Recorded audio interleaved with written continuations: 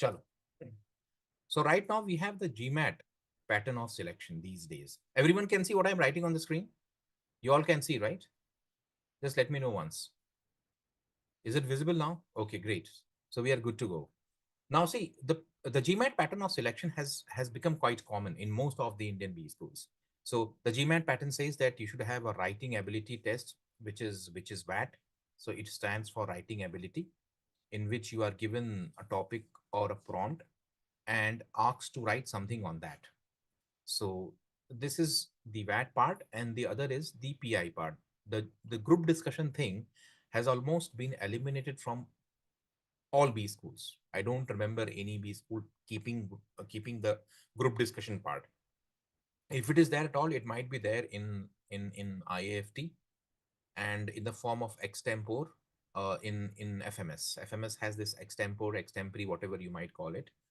They don't have GD, they have extempore. You are given a prompt or a small topic, and you are expected to speak on that without any preparation for around 1.5 to 2 minutes. So the topic is given to you. You are given around 1 minute to think on the topic and then speak on that. So that is the FMS way of conducting the GD. Extempore has been there since a long, long time, but VAT and PI has become very common. And in addition to this, you have the SOP, which the colleges ask you to carry it with you when you are called for the interview. FMS is the only college that asks you to write the SOP along with the form. Now, that is a problem because many people think that this is just a formality. So they put any copied and pasted stuff in the SOP. And what happens is when they get calls, the SOP that they had written is there with the interviewers. And they start asking you plenty of questions based on what you wrote in the SOP.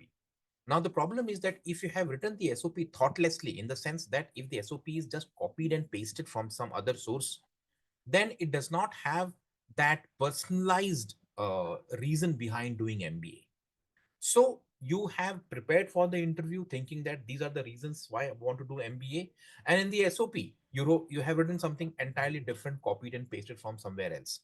So that creates a conflict between what you say and what you have written earlier.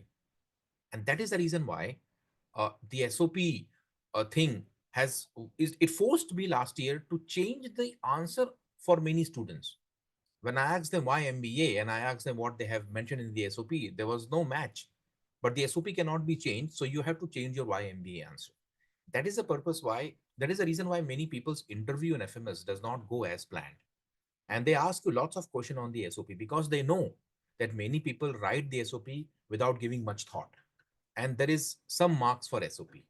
The way there is some marks for PI, there is some marks for the VAT, there is some marks for the extempore, other things. So all combined, they give you a total score, and then the merit list is created on the basis of that score.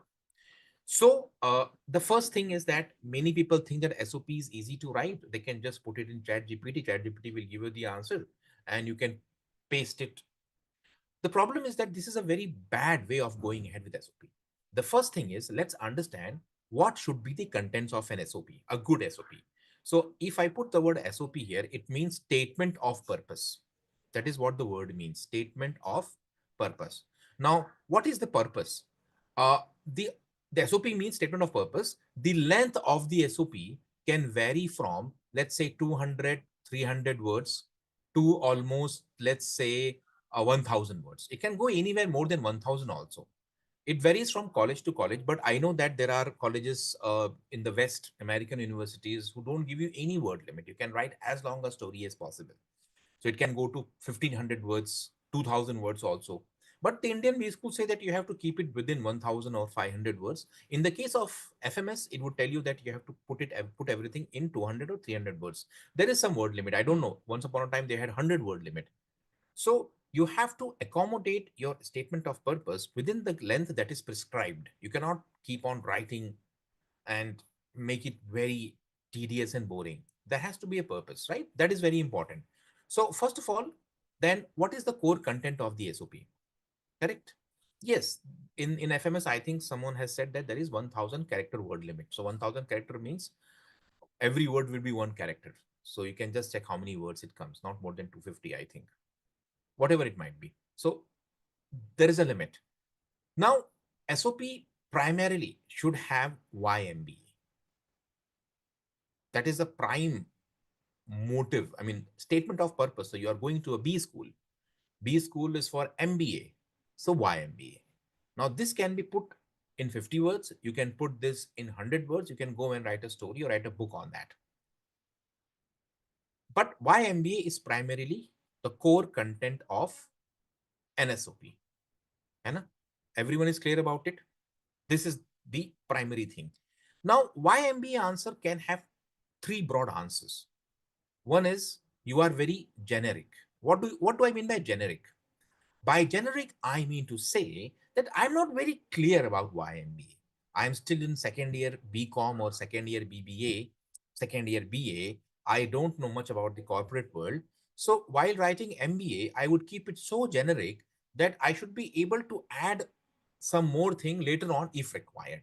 For instance, if someone asks me, and I am a second year BBA student, why I want to do MBA, or second year BA student, I would not talk much. I would simply say that I want to do MBA because I want a great career and diversity of opportunity to work in diversity of diverse profiles, and should become in the long run a leader in my own domain. So when I put these words, a leader in my domain, what is the domain I have not mentioned? I want a great career. Okay, what kind of great career in finance, marketing? I have not mentioned. So I have used all the words which are very generic in nature, in the sense that it does not reveal much. At the same time, it is not beyond the scope of my answer. For example, if I say I want to become an actor, then it is beyond the scope of my MBA. If you want to become an actor, there is no need for you to do MBA. So I have to maintain the scope of the answer. At the same time, I should not be very specific. What do you mean by very specific? For example, if I say that I want to become an investment banker. So when you say that just a moment.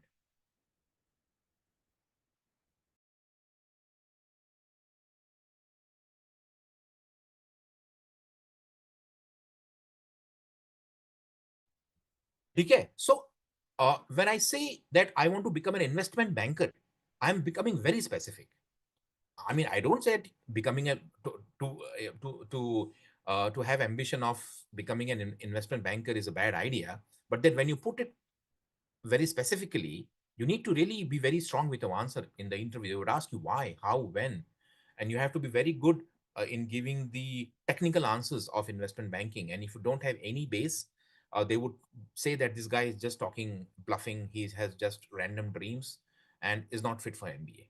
So, generic answers should be written by all those who are not very clear about the purpose of MBA. They're not very sure about themselves.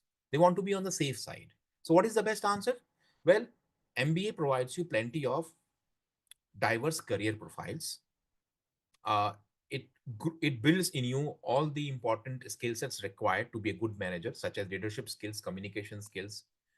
You get to know what is happening in the world of business real time, and also uh, in the long run, depending on, so you just close your answer like this. I mean, generic way, generic words, whatever you craft it, it should be generic and should not create too many questions. That is the safest way of going ahead. So that is your generic answer. This is what I tell to people who are not very sure about their MBA, why and how. Specific means you are very sure. For example, you have worked, being generic is good or bad. Being generic is, it depends upon how you handle the interview. See, if in the interview I'm able to answer the generic questions, at least it is safe. I don't say it is good or bad, it is safe. Why? Because, well, I don't know much about the MBA world, so why should I put any nonsense? And if my other things are good, this question is not going to give me too much of trouble. On the other hand, if I have any specific reasons, so I will give you a specific reason.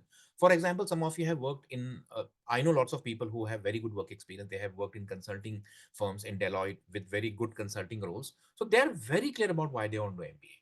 They can put their targets in 2 3 sentences and they know that they have the answer. That becomes very specific.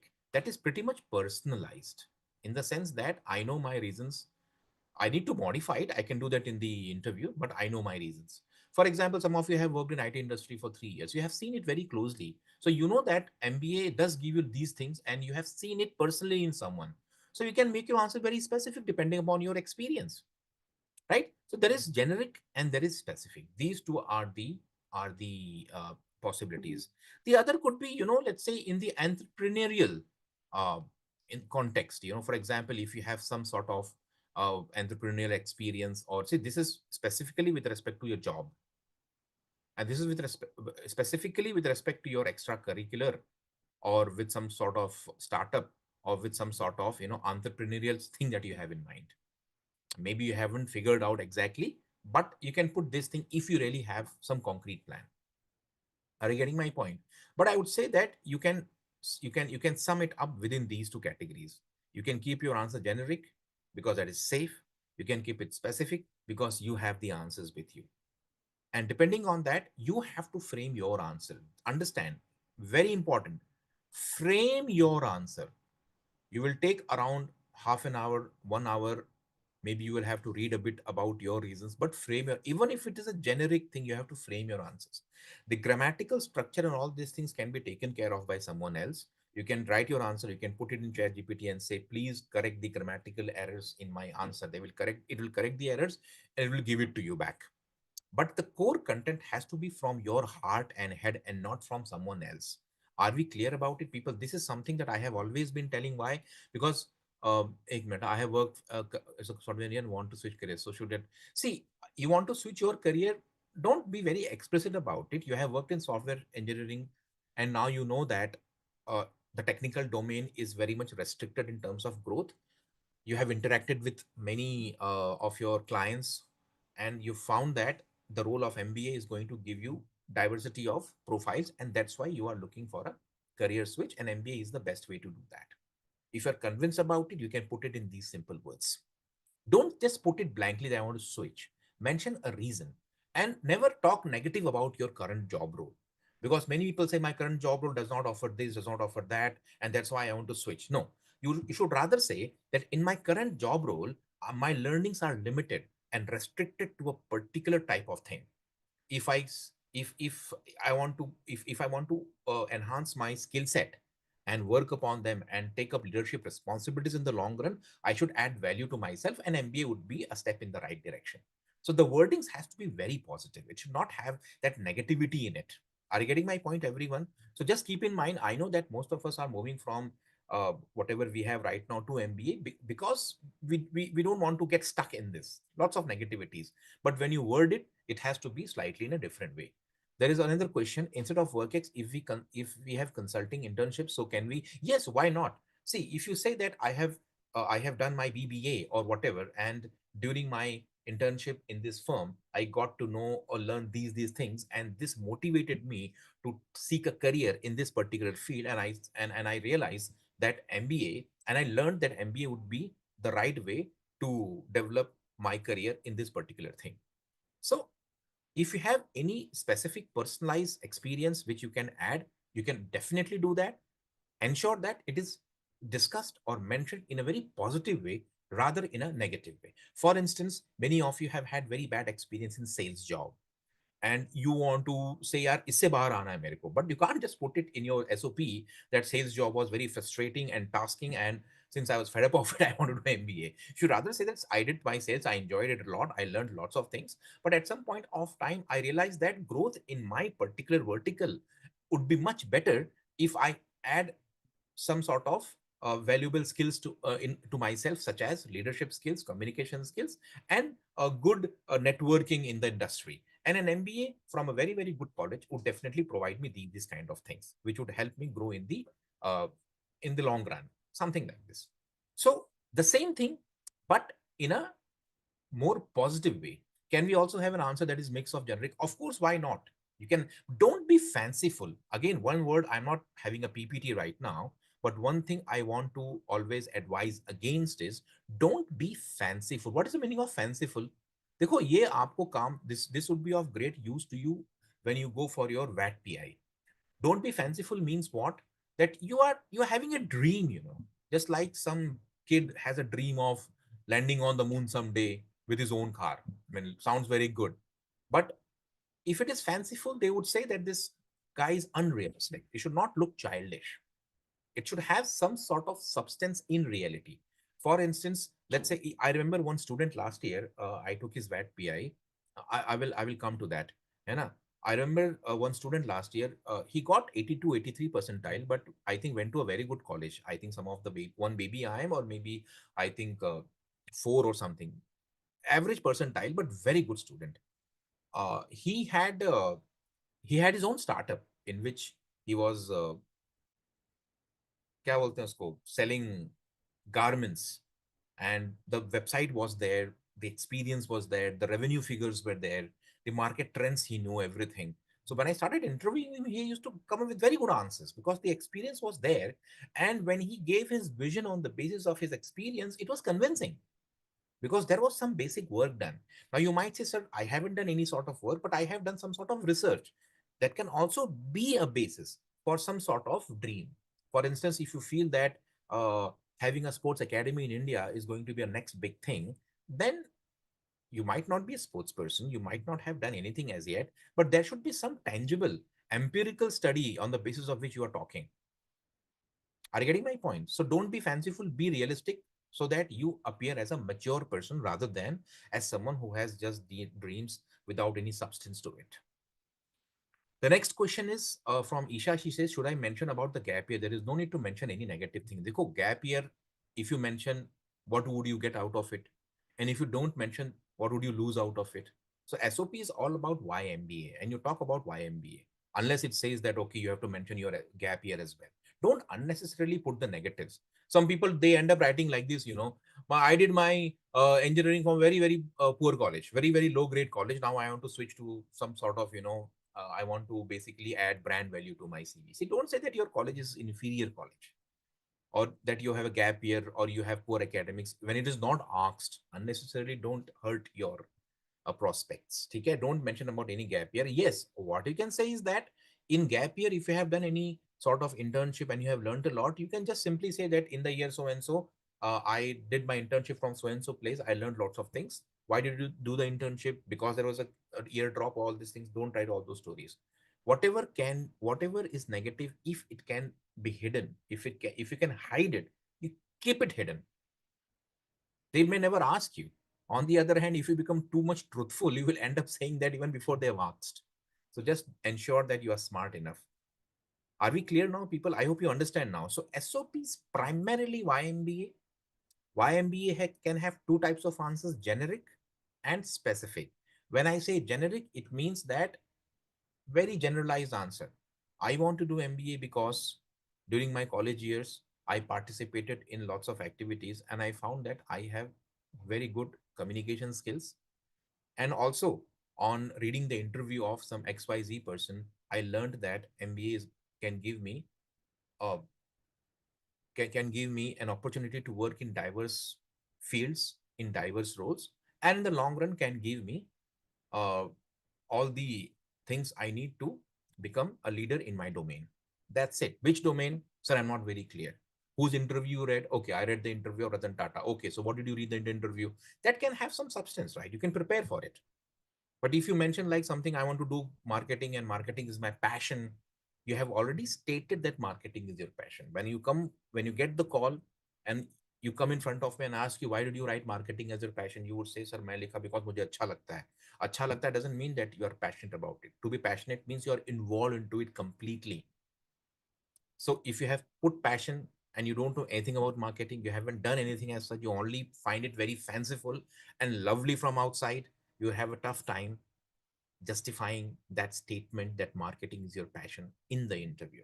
So that becomes very specific, which cannot be justified. But if you think that, yes, you have some substance, you please put the personalized stuff in that. Put it in chat GPT, get it rectified, grammatical proofread, and you can just share it with me in WhatsApp. I will just read through it and I will give my okay. Okay, that makes my job easy because if there are grammatical errors, then I need to rewrite and then check, and then that becomes very painful, particularly on WhatsApp. समझ में आ रहा है सबको? Yes or no? Are we clear? So if you have any more questions, please ask me. It's not a big deal. Secondly, most of the, as see, Nikita has a question. She says, sir, as an experienced candidate, can I write a generic SOP? Of course you can. Why not? It's your choice. So you might have the experience, but that experience could be so mundane and so boring that you don't have anything to write as such. For example, if I'm working in a BPO, I have worked in a BPO for a long time. There was nothing as such. Everyone is doing the same job day in, day out. So you can simply write a very generic SOP. Shashank ka question. Shashank, I missed your question, I think. Just a moment. If you can just put it here again. Acha, can, nahi. Should be fill forms, FMS form, the basis of a mock scores. Okay, so I will tell you what scores. See, I will tell you if you are, I mean, I will put it category wise. That would be better based on what I feel. See, general candidate, and then I would put the EWS people. Then I put the OBC here. Then I would put the SC, then the ST, and then the PWD. Okay. No, no, no. SOP length decides what kind of background you build. Very important. If the SOP length is good enough, it tells you that you write in 500 words, you can build a background about your work experience, about about your internship, about your college experience, whatever you have done that motivated you to do MBA. But if there is a very rigid word limit given to you, then you cannot write stories. So you have to directly come to the point. I want to do an MBA because, or you can say during my these years, uh, my experience in this thing motivated me for a career in MBA. Or while watching the interview of Bill Gates, uh, I was fascinated by the world of this, or something like this, so that you directly come to the point of YMBA. If there is 200 word or 100 word space given to you, if the space increases, you can accordingly accommodate more and more background stories. Okay. If your mock scores are in the range of, sir, it's tough to remember all these many good points. Need to, no, I will share this. The recording is getting done. So I will share the recording with you and you can watch it. You can note it down as per your requirement, and I will share the recording. Okay.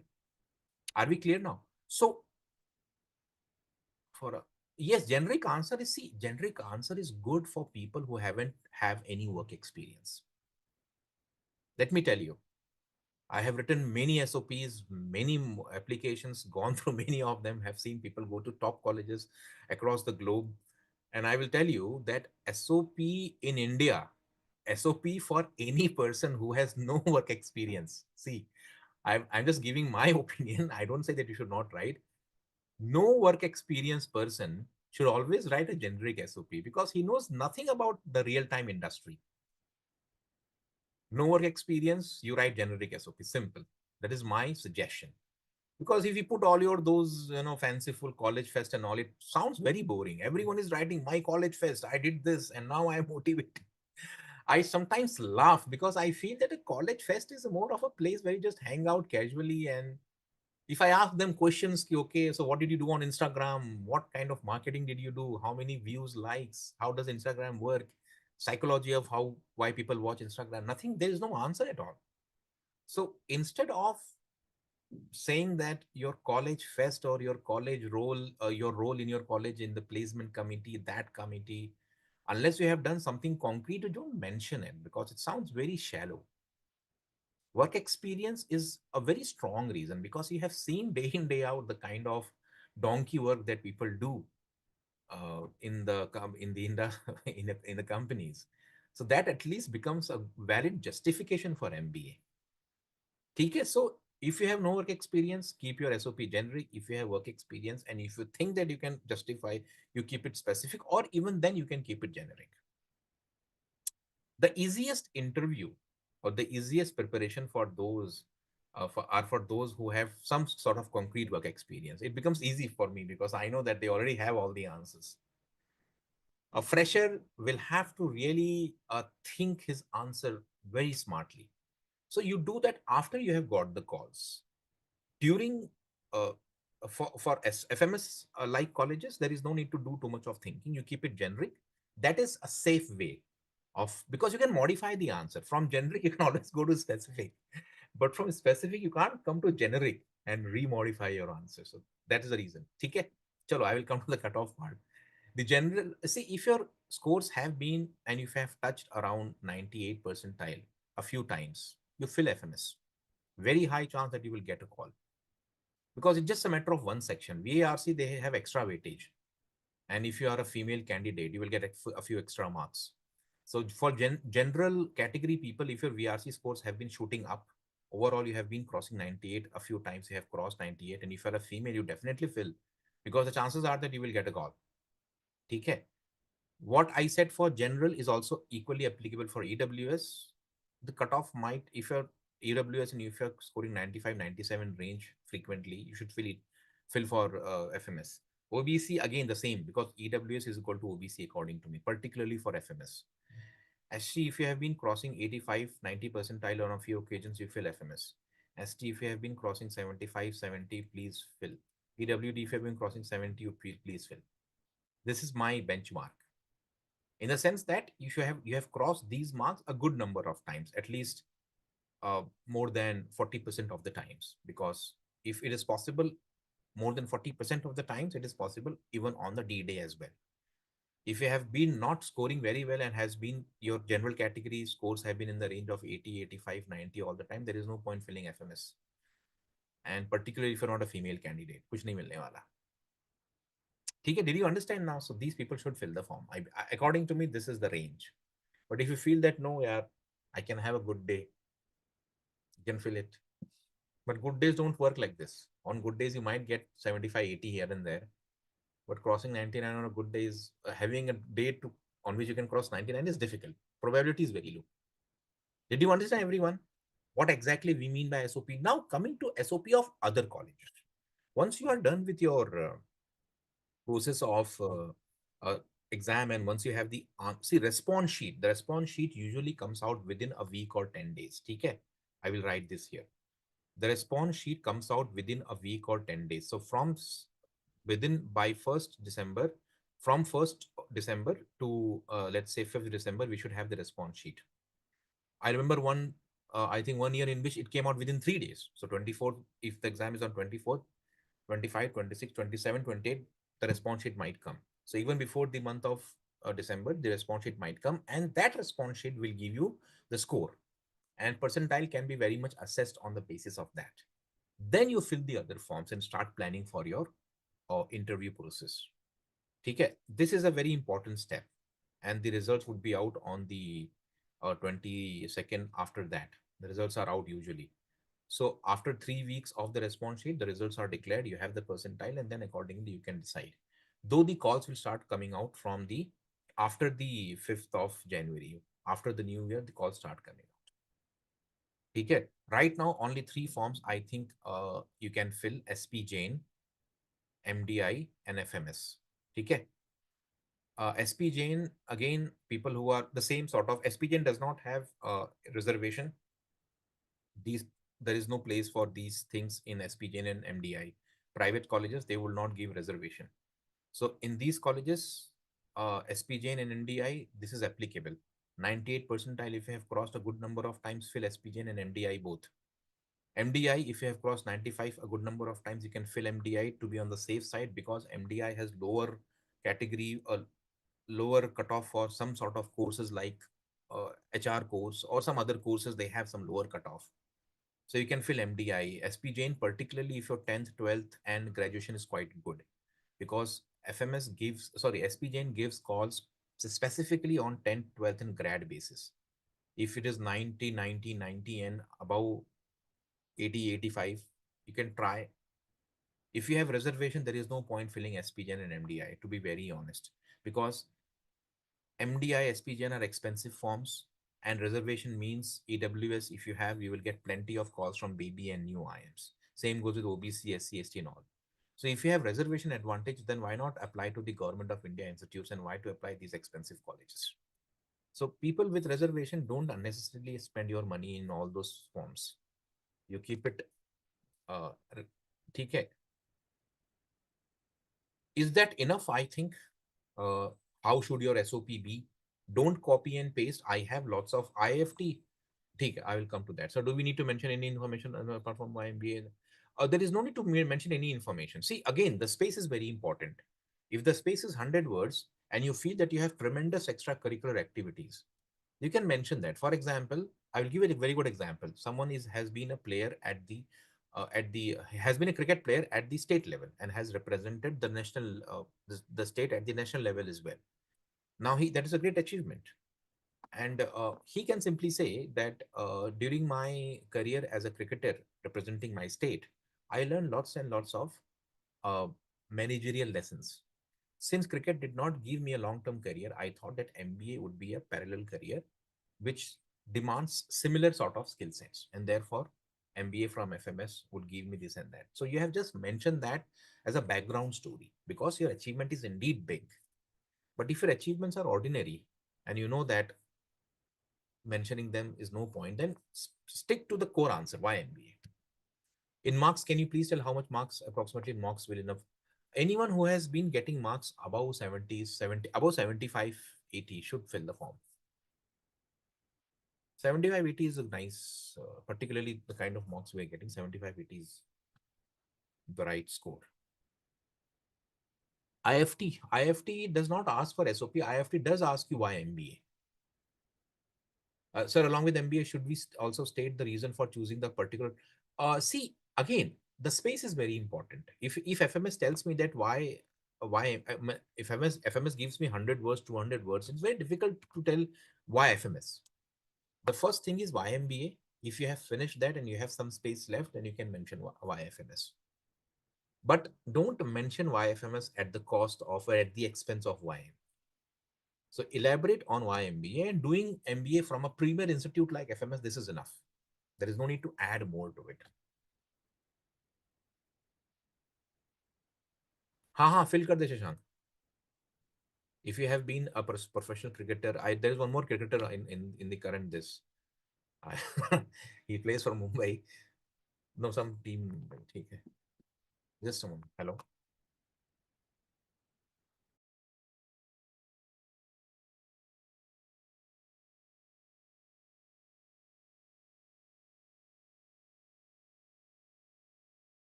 Okay, so my 12th is 92, 12th is 85, 12th is 90. Devapam, it is fine, but SP Jain, I don't know. 12th is 85, 10th is 92. Any other achievement you have apart from the IIT Roper thing? Okay, I will tell you. See, I will tell you about IFT. IFT will have a lower cutoff. Huh? So IFT, if you're getting above 95, you fill IFT. I don't know the number of, see, a lot depends upon the number of aspirants. Huh? Let me tell you this very important parameter. Last year, the cutoffs went high for most of the new IMs, all the new IMs. It used to be 94 something. Last year, it was 95.5 plus, I think. 1.5 percentile is a big jump. Why did that happen last year? Last year, the number of people who filled the form was around 3.4 lakhs. And the number who wrote the exam was around 2.8, 2.9, 2.9, I think. That's a big number. But if the number of people who write the exam goes down, the cutoffs will also go down overall because the new IIMs would give call to 10,000 people. So top 10,000 people out of 2 lakhs and top 2,000 people, 10,000 people out of 3 lakh. Now you know the proportion, right? The percentile will shift depending upon the number of people who write the exam. Okay. But usually if your scores in the mocks have been above 95, 40% of the times, then you should fill IFT because it's a very, very good college. It takes CAT. It keeps high sectionals. This is, oh, sorry, it keeps, I don't know why, when IFT had its own exam, it used to keep lower sectional, but overall high cutoff. You know, but do fill IFT. It's a nice college. But wait for the response because IFT, I think they haven't released their form as yet. So wait for the response sheet to come out. And once it has come out, only then you decide which forms you will fill.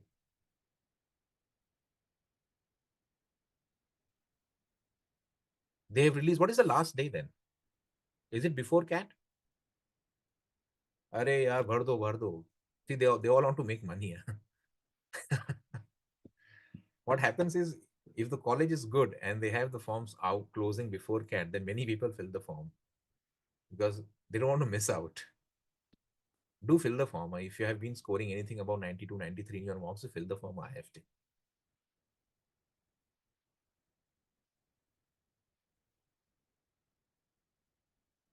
Should we prefer IFT over SP Jain? See, if you think that your academics are not good, you don't fill SP Jain. You fill IFT. Academics, very good, fill SP Jain. Academics, average or poor. So, for example, for Devopam, I would say that you fill IFT, don't fill SP Jain. 67 to call नहीं करेगा. I think अगर मतलब if money is not a problem, you can do that. But B school forms are expensive. Huh? So it's better to be very choosy about which college to fill. समझ में आ रहा है? Why to splurge money unnecessarily? And why to fill SP Jain, MDI, IFT, FMS all? Because they all have the same band of cutoff. So if you're filling SP Jain, if you're filling MDI, then there is no, for Devapam, I would say you fill MDI, don't fill SP Jain. You fill IFT, MDI, and this FMS. Because your academics are a little on the more on the average side. If you're filling two college of the same category, that's enough. There is no need to fill. See, SPJ and MDI private colleges, same category, more or less, थोड़ा बहुत ऊपर नीचे.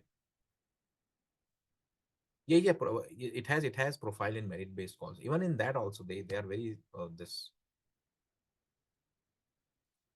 ठीक है.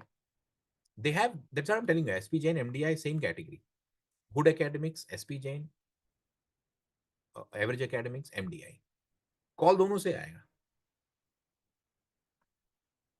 देखो यार, I have very very good experience with Snap because I was in Pune for a very very long time, and Snap is a very intransparent exam. Preparing for it is to make someone prepare for it is difficult because they don't have any specific pattern. There is no transparency. They don't release the paper. There is no proper question bank. So what happens is, uh, if you write the paper, the verbal section you will get through primarily because of your English proficiency rather than English aptitude.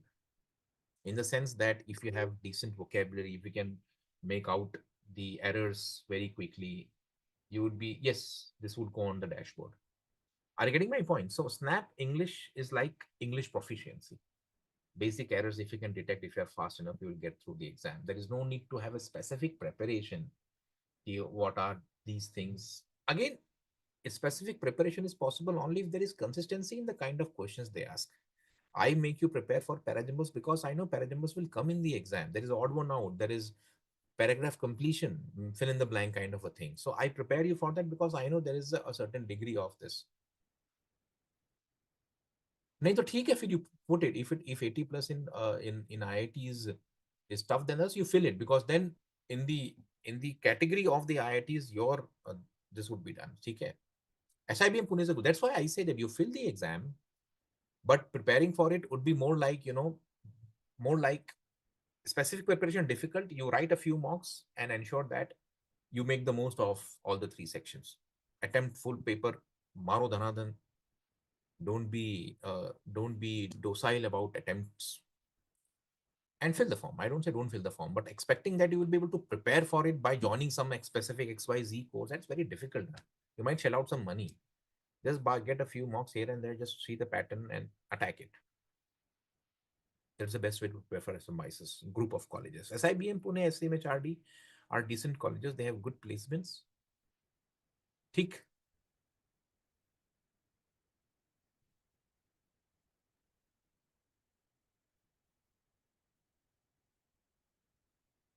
Yes, all this to it. Anything more that you would like to know? Baki other colleges will ask you for SOP and you will have enough time to frame that. So don't worry about those colleges. Once Bangalore will ask for SOP, Ahmedabad will ask for SOP, even the other colleges they will ask for SOP, more or less. The word limit would vary, but almost all of them would ask you for SOP, and you have to be thoughtful about it. Think and then write. हाँ, Bitsom ऐसे मांगता है, right? Last year there was one student who had joined for VATP, and I know that he had got calls from Bitsom from यहाँ पर. they ask for essays, right? They are completely GMAT way of conducting the batch PI process.